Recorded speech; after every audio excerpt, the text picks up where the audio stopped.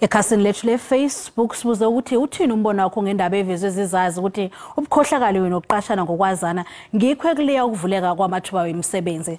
Asiqalisane umbono wakho Mbukeli uyalandela.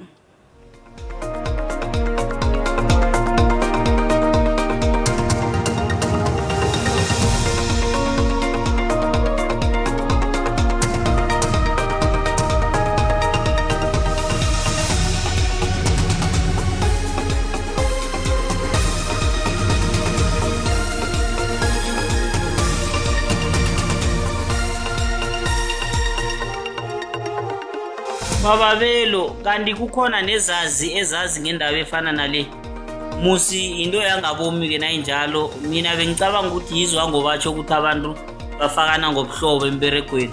Ya kuliqiniso lokho vele ukuthi indlela yokuqashana ngobuhlobo yenza ukuthi abanye abantu abane-skills amakhono wabo avaleke ngaphansi. Kuliqiniso elikhulu engezilabalekelwa. Bathatha umuntu ngoba asitswalo sakhe angazi litho.